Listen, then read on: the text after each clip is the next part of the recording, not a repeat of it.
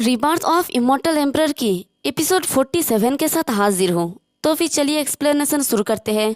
पिछले एपिसोड में हमने देखा था जाओचन, किमी और वो ओल्ड मैन तीनों ही उसके फ्रेंड के घर पे चला जाता है और जाओचन उसके फ्रेंड को कहता है कि अगर तुम ऐसे ही चलते रहे तो तुम 3 महीने से ज़्यादा नहीं बचोगे। तो ये सुन के बुढ़ा दद्दू कहता है कि तुम्हारा मतलब क्या है, हिवन संक्सन? तो जाओचन कहता है कि हाँ, हिवन सक्सन। तो ये सुन के बुढ़ा दद्दू कुछ कहना ही वाला होता है, बट तभी बाहर से कोई चिल्ला के कहता है कि इस घर के सभी लोग बाहर आओ। तो देखते हैं कि उस घर के बाहर कुछ लोग खड़े होते हैं और उनमें से जो मेन बंदा होता है वो तो बहुत ही गुस्से में लग रहा होता है। तो जाओचन इन आवाज़ों को सुनकर मिस्टर झो को कहता है कि बाहर कुछ मक्खियाँ है, ओल्ड झो जाओ और इसे जाके हल करो। मिस्टर झो कहता है कि ठीक है मास्टर, और फिर वो बाहर चला जाता है। और इधर वो लोग चिल्ला के कहता है कि अगर तुम बाहर नहीं आए तो हम बिना किसी दया के तुम्हें मार डालेंगे। तो मिस्टर झो उन्हें कहता है कि तुम लोग यहाँ से चले जाओ वरना तुम मर जाओगे। तो ये सुन के वो लोग कहता है कि तुम कौन हो ओल्ड मैन, तुमने हमें जाने के लिए कहने की हिम्मत कैसे की, क्या तुम जानते हो कि मैं कौन हूँ? तो ओल्ड झो कहता है कि मैं नहीं जानता कि तुम कौन हो, लेकिन अगर तुम लोग यहाँ से नहीं गए तुम सभी लोग यहीं पर मारा जाओगे। ये सुन के उस आदमी को काफी ज्यादा गुस्सा आ जाता है और चिल्ला के कहता है कि तुम एरोगेंट पर्सन, जाओ और जाके इसे मेरे लिए मरो, जाओ इसे मार डालो। इसी के साथ ही उसके सारे आदमी बड़ी तेजी से ओल्ड झो की तरफ अटैक करने के लिए आगे बढ़ जाता है। बट तभी हमारा मिस्टर झो अपने पावर को रिलीज करता है और उसकी पावर की वजह से वो सब लोग दूर चिटकते हुए जाता है, यहाँ तक कि मर भी जाते हैं। फिर हमें अंदर का सीन दिखाया जाता है जहाँ पर जाओचन बुढ़े दद्दू को कहता है कि मैं हिवन संक्सन को छुपाने में तुम्हारा हेल्प कर सकता हूँ, लेकिन तुम्हें मुझे फॉलो करना होगा। क्या तुम इसे एक्सेप्ट करते हो? तो बुढ़ा दादू कहता है कि इसका कोई ज़रूरत नहीं है। अगर मुझे वास्तव में हिवेंस का संक्सन मिलता है तो इसका सीधा मतलब यह है कि मेरा किस्मत यही है। तो ये सुन के जाओचन कहता है कि तो क्या तुम अपने रिसर्च को कंप्लीट नहीं करना चाहते? तो बूढ़ा दद्दू बहुत ही निराशा के साथ कहता है कि मेरा रिसर्च लंबा है लेकिन कोई बदलाव नहीं है, मैं थोड़ा निराश महसूस कर रहा हूँ। तो जाओचन उसे कहता है कि अब और दिखावा मत करो, अपने आंखों में देखो, उसने पहले ही तुम्हें बेच दिया है। तो बूढ़ा दद्दू कुछ कहने की कोशिश करता है, बट तभी साइड से किमी कहती है कि मेरा मास्टर बहुत ही स्ट्रांग है, अगर उन्होंने कहा है कि वो तुम्हारा हेल्प कर सकता है तो फिर वो जरूर ही कर सकता है। तो ये सुन के बूढ़ा दद्दू कहता है कि क्या ये सच है, क्या तुम सच में मेरे रिसर्च में ब्रेक थ्रू करवा सकते हो? तो जाओचन कहता है कि जरूर। तो बूढ़ा दद्दू कहता है कि तो फिर मैं इस बार तुम पर बिलीव करता हूँ। तो जाओचन कहता है कि ठीक है, तो फिर चलो पहले सोल कॉन्ट्रैक्ट साइन कर लेते हैं। ये सुन के मिस्टर झो की तरह बूढ़ा दद्दू भी थोड़ा हैरानी से कहता है कि क्या सोल कॉन्ट्रैक्ट, ये तो। बट तभी फिर से किमी पीछे से कहती है कि तुम एक ओल्ड मैन हो जो कुछ ज्यादा ही सोचते हो। तो बूढ़ा दद्दू कहता है कि अच्छा ठीक है, तो फिर चलो ऐसा करो। तो जाओचन हाथों में अपने पावर को रिलीज करता है, इसी के साथ उसकी फोरहेड पे टच करके उसके सोल मार्क लगा देता है। फिर आसमान का सीन दिखाया जाता है जहाँ पर जबरदस्त बिजली कड़क रहा होता है। ये देख के हमारा ब्लैकी बिल्कुल रेडी होता है और अपने मुंह को खोलता है और उन सारे थंडर को निगल लेता है। तो जाओचन आसमान की तरफ देख के चिल्ला के कहता है कि क्या इतना छोटे से कल्टीवेशन मुझे रोक सकता है? तुम भी अटके हुए हो। और ये देख के तो ओल्ड मैन भी चौंक जाता है और बूढ़ा दद्दू तो काफी ज्यादा घबरा जाता है। और हमारा किमी अपने मन में कहती है कि मास्टर तो हिवेन को भड़काने के लिए काफी पागल है। तभी देखते हैं कि आसमान में पर्पल कलर का लाइट चमकने लगता है। तो मिस्टर झो भी ये देखता है और कहता है कि ये क्या है? और उस पर्पल लाइटनिंग को देखकर वो आदमी घबरा के कहता है कि क्या क्या क्या, क्या ये हिवन सेक्शन हो सकता है? तो बूढ़ा दद्दू बादल की तरफ देख के कहता है कि वास्तव में अंदर हो क्या रहा है? और इधर हमारा ब्लैकी जोर जोर से गुर्राने लगता है।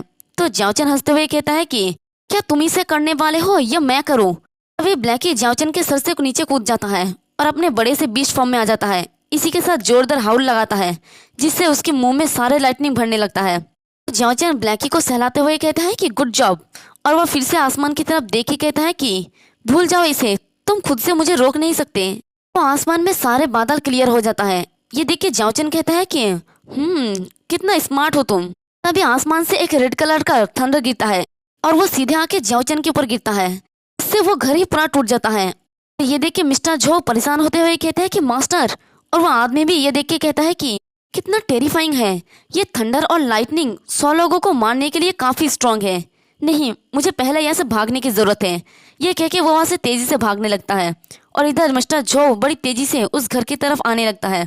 तभी देखते हैं कि वो चारों लोग ही बिल्कुल सही सलामत होते हैं क्योंकि उनके सामने एक प्रोटेक्शन बैरियर होता है जो शायद हमारी ब्लैकी ने क्रिएट की है। तो जाओचन फिर से उस क्लाउड को कहता है कि ये पावर तो कचरा है।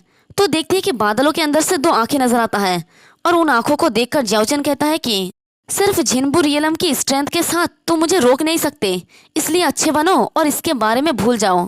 तो वो बादल और आंखें दोनों ही गायब हो जाता है। तो मिस्टर जो कहता है कि मास्टर क्या आप ठीक हैं? तो जाओचन कहता है कि हाँ मैं ठीक हूँ। और फिर वो बूढ़ा दद्दू की तरफ देख के कहता है कि लुआन पिंग, हमारे बीच का कॉन्ट्रैक्ट कंप्लीट हो चुका है, मैं अपना वादा को निभाऊंगा। तो फाइनली हमें इस बूढ़ा दद्दू का नाम भी पता चल गया, इसका नाम है लुआन पिंग। तो मैं इसे मिस्टर लुआन कहूंगी। तो मिस्टर लुआन उसके सामने अपने घुटनों के बल बैठ जाता है और कहता है कि आज से अगर आपको कुछ भी चाहिए तो आप बस मुझसे कह देना। तो जाओचन कहते हैं कि गुड, और फिर कहता है कि ये एरिया डिस्ट्रॉय हो गया है, चलो पहले यहाँ से चले और अपने पैरों को आराम देने के लिए कोई जगह खोजे। फिर वो चारों ही चला जाता है और एक जंगल में ठहरते हैं। फिर हमारा जाओचन और उसकी साइड में हमारा ब्लैकी बैठा होता है और जाओचन कल्टीवेट कर रहा होता है और उसके मुंह के कोने से थोड़ा खून भी निकल रहा होता है। तो वो अपने मन में कहता है कि हिवेन सक्सन की स्ट्रेंथ को रजिस्ट करना काफी मुश्किल है। तभी हमारा ब्लैकी उसे पैट करने लगता है। तो जाओचन उसे मुस्कुरा के कहता है कि चिंता मत करो, ये बस छोटा सा इंजरी है। और अपने मन में कहता है कि अगर ये अपर 3 रियलम के हिवन सक्सन होता तो मैं पहले ही मर चुका होता। एंशिएंट क्वेंचिंग मेथड का 3rd लेवल अभी भी काफी नहीं है, मुझे जल्द से जल्द 4th लेवल तक पहुंचने का रास्ता खोजना होगा। फिर हमें नेक्स्ट दिन सुबह का सीन दिखाया जाता है जहाँ पर हमारा ब्लैकी अभी भी जाओचन के पास ही बैठा होता है और वो उसे देखकर अपने मन में कहता है कि क्या मुझे उसे बता देना चाहिए कि मेरा पावर्स फिर से इंक्रीज हो रहा है, ये शायद मुझे तब तक इंतजार करना चाहिए जब तक वो स्ट्रोंगर ना हो जाए। अगर उसे अभी भी पता चल गया तो वो अनप्रिडिक्टेबल हो जाएगा। अब उसके पावर्स को देखते हुए उसके लिए खुद को प्रोटेक्ट करना मुश्किल होगा। देखो तो जरा हमारा ब्लैकी कितना ज्यादा अच्छा है, वो नहीं चाहता कि जाओचन को पता चले कि वो उसका पावर दिन ब दिन बढ़ता है। फिर जाओचन सबको कहता है कि चलो चलते हैं, हमें सुबह जल्दी ही किंग झो डोमिन में पहुंचना चाहिए। तो सब कहता है कि हाँ ठीक है। फिर वो चारों ही वहां से निकल पड़ता है। तो चलते चलते बूढ़ा दद्दू कहता है कि मास्टर मेरे रिसर्च के बारे में। तभी जाओचन कहता है कि कोई जल्दी नहीं है, आपका रिसर्च काफी इम्पोर्टेंट है, हमें एक दिन चुनने की जरूरत है। और हमारा ओल्ड झो जाओचन को बड़ी ध्यान से देख रहा होता है और अपने मन में कहता है कि शायद मास्टर घायल हो गए हैं, मुझे डेफिनेटली उनका सबसे बेस्ट डिफेंड करना होगा जो मैं कर सकता हूँ। उनके पास वास्तव में किस तरह का पावर है? एक पर्सन जो झेनबू पिक पर है, लेकिन वो झेनबू पिक के हिवेन सेक्शंस को भी खिलाफ खड़ा हो सकता है। ऐसा एक बड़ी मछली होता है, उसे बस इतना ही करना होता है कि वो अपने सब कुछ दे दे, बस इतना ही काफी है। और वो मन ही मन हंस रहा होता है। फिर हमें उसी टाइम ही आयरन ब्लड सेक्ट का सीन दिखाया जाता है जहाँ पर वो जो आदमी बच गया होता है वो काफी ज्यादा घबराया हुआ लग रहा होता है और उसके सामने ही होता है आयरन ब्लड सेक्ट का यंग मास्टर। तो वह हंसते हुए कहता है कि तो तुम कह रहे हो कि तुम्हारे ग्रुप के हर एक पर्सन और जिन लोगों को तुम अपने साथ ले आए थे वो सभी मर गए हैं? तो वो आदमी घबरा के कहता है कि यंग मास्टर ये मेरा गलती नहीं है। तो यंग मास्टर उसे उठाते हुए कहता है कि अरे खड़े हो जाओ, ये तुम्हारा गलती नहीं है। तो आदमी कहता है कि हाँ मैं। बट तभी यंग मास्टर बड़ी तेजी से उसके पीछे पहुंच जाता है और उसके पीठ पे अपने हाथ घुसा के कहता है कि लेकिन ये मेरा गलती है क्योंकि मैंने इस तरह के एक इम्पोर्टेंट काम को बर्बाद करने दिया। तुम सारे इतना बेकार क्यों हो? तुम लोग इतने सिंपल काम को भी नहीं कर सके और मेरे फेस को लूज कर दिया। वो लोग आना चाहते हैं और ड्रैगन फिनिक्स रैंकिंग को देखना चाहते हैं। ऐसा लगता है कि मुझे पहले इससे निपटना होगा। और फिर वो अपने सर्वेंट को बुलाता है। तो उसका सर्वेंट आके कहता है कि यंग मास्टर प्लीज हमें ऑर्डर दीजिए। तो यंग मास्टर कहता है कि इस कचरे के टुकड़े को बाहर फेंक दो और उसे मछलियों को खिला दो। उसके बाद मुझे इन्फॉर्मेशन ला कर दो मेरे आयरन ब्लड सेक्ट के मसाकर में शामिल सभी लोगों पर। तो सब लोग कहते हैं कि ठीक है यंग मास्टर। एक एक वो लोग चला जाता है। यंग मास्टर अपने हाथों को पोंछते हुए कहता है कि कितना गंदा है, मुझे लोगों को मारने से सच में नफरत है। ये तभी होता है जब कचरे के टुकड़ों को जो मुझे परेशान करते हैं जिसकी वजह से मुझे मूव करना पड़ता है। और इसी के साथ हमारा ये वाला एपिसोड भी खत्म होता है। एक्सप्लेनेशन पसंद आई तो कमेंट करके जरूर बताना। वीडियो को लाइक और चैनल को सब्सक्राइब कर देना। शुक्रिया।